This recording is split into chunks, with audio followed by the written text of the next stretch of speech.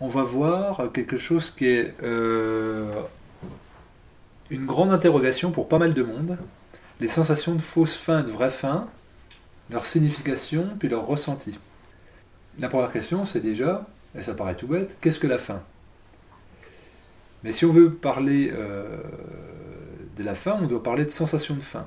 Donc c'est quelque chose qui est censé indiquer au corps qu'il a un besoin de nourriture et qu'il est prêt à en recevoir. Quand on a faim, on a l'eau à la bouche, on salive, on a la gorge ouverte, on a l'esprit léger et on est positif à l'idée de s'alimenter. C'est quelque chose qu'on est vraiment dans le plaisir et dans l'attente. La faim, c'est un processus qui est aussi instinctif que le besoin d'eau ou le besoin de sommeil. C'est un appel du corps et c'est une demande à laquelle on ne peut qu'accéder. Mais il faut distinguer la faim de la famine. La famine, c'est un manque et un besoin vital qui est pathologique. Ça, c'est la vraie faim. Maintenant vient la question de la fausse faim. Donc la fausse faim, elle est évidemment pas l'instinct ni le besoin. Elle est l'envie, le plaisir ou la compensation émotionnelle. C'est plus mentalement que le besoin de nourriture se fait sentir, mais pas trop physiquement. Cette fausse faim disparaît d'ailleurs après quelque temps.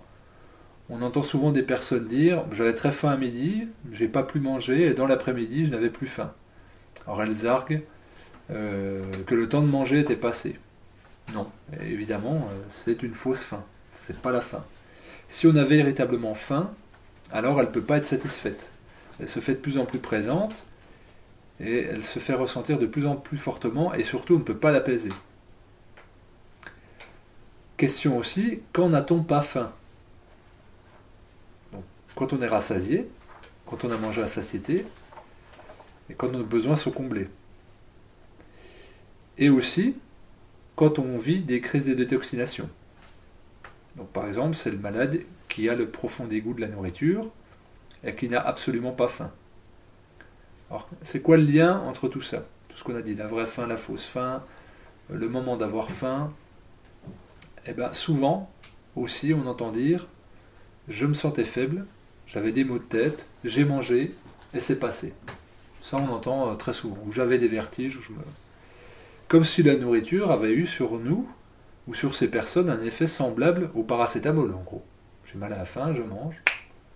Magie, j'ai plus mal. Alors même, souvent, que la digestion n'est pas achevée. Donc, où il n'y a eu rien d'assimilé. Alors, certes, il y a des cas d'hypoglycémie. Et en effet, il y a des vertiges et des maux qui viennent être comblés immédiatement par les sucres rapides. Ça, c'est clair. Mais ils sont bien rares par rapport au genre de récit que j'ai pu décrire. Et souvent, ils sont absolument erronés sur l'interprétation des symptômes du corps, ce que j'ai décrit. Ce genre de symptômes, s'ils s'effacent rapidement avec de la nourriture, il faut être absolument certain qu'il ne s'agit pas de vraie faim.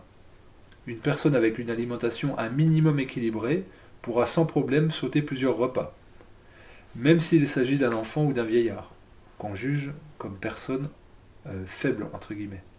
La vraie faim n'est jamais accompagnée de sensations désagréables. En revanche, quand est-ce que les enfants sautent des repas et refusent de la nourriture, même leur favorite,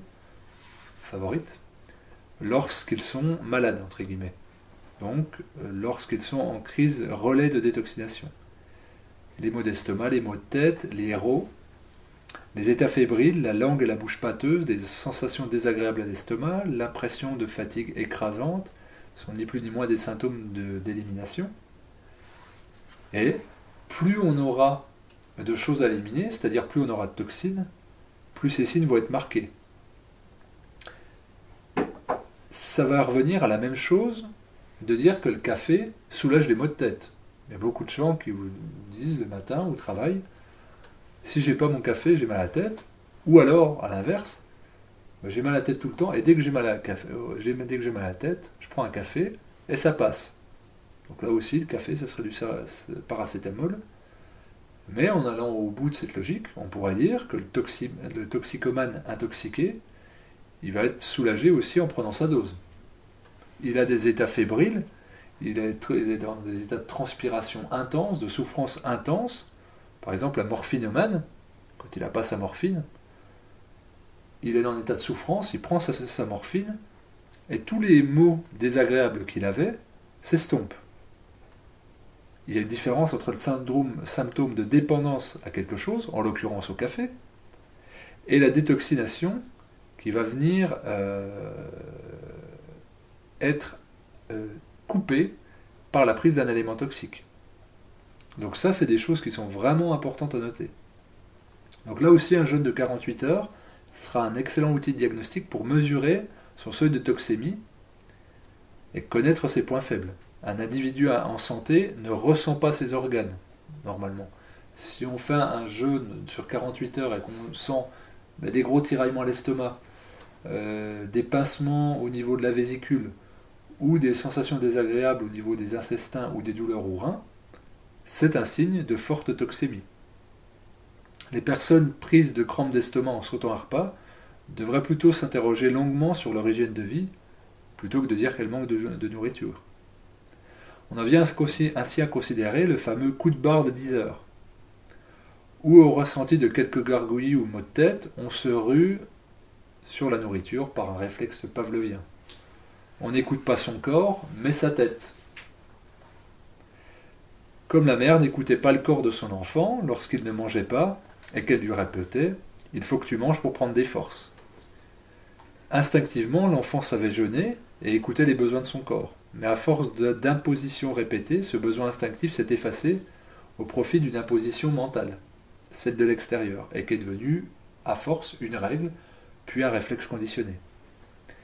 Dans le cas de ce fameux coup de barre de 10 heures, entre guillemets, il s'agit simplement d'un travail d'ajustement et de détoxination du corps en réponse à un petit déjeuner qui est souvent désastreux.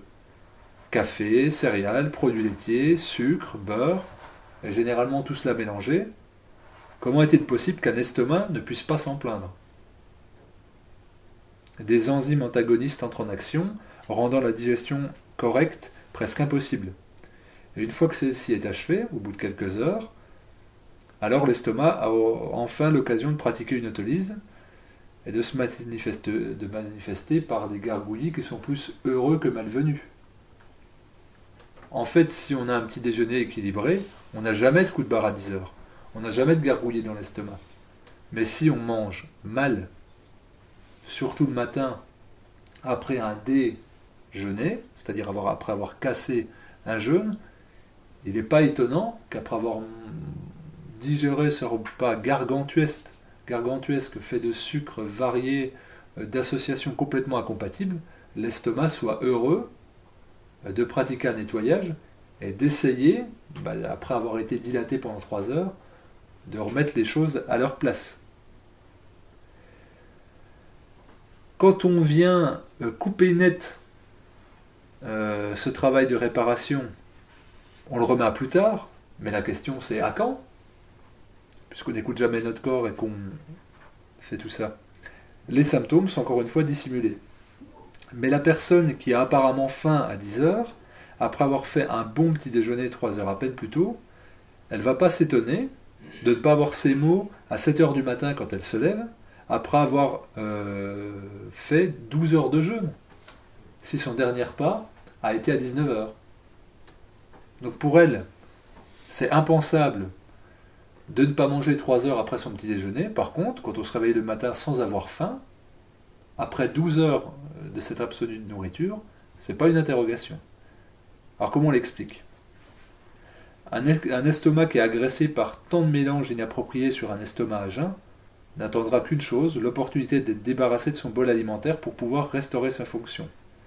Un organe ne se met jamais au repos, en l'occurrence pour l'estomac, soit il assimile, soit il se nettoie en se détoxifiant et en se régénérant. C'est donc un véritable problème, pour ne pas dire un fléau, que de ne pas ressentir la sensation de faim, la vraie sensation de faim. Nous sommes bien souvent imposés et conditionnés à manger à des horaires définis lorsqu'on travaille, et on doit le faire à des heures indiquées dans l'emploi du temps, par exemple. On perd donc progressivement cet instinct alimentaire. Il faut aussi parler de la manie dangereuse des grignotages qui achève ce processus mortifère, qui est vraiment mortifère. Il se trouve ainsi des personnes qui sont en digestion continue 15 heures par jour. Et c'est énorme, et c'est absolument pas étonnant, et c'est pas exceptionnel, puisque c'est recommandé par la diététique classique. On dit de prendre un petit déjeuner, puis ensuite un encas de la matinée, le déjeuner, puis ensuite un goûter, et enfin un dîner.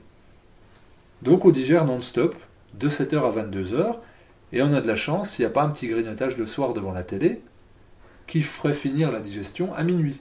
Donc c'est-à-dire que le corps aurait juste 7 heures sur 24 où il ne serait pas en digestion. Comment on peut s'étonner d'avoir des organes du système digestif fatigués, épuisés, et une toxémie qui va galopante, puisqu'il n'y a jamais l'occasion de pratiquer une autolyse.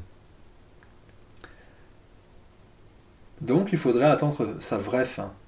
Et attendre la vraie faim, ça serait respecter sa faim. Le risque majeur de manger sans faim est de mettre de la nourriture dans un estomac qui est dilaté par la digestion précédente et qui n'a pas eu le temps de se rétracter.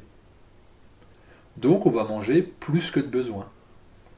C'est une chose à remettre à sa juste place que de s'écouter de manger au maximum lorsque la vraie faim se présente. Il faut développer l'écoute de son corps, se responsabiliser et s'éduquer au goût et à la limite de la satiété.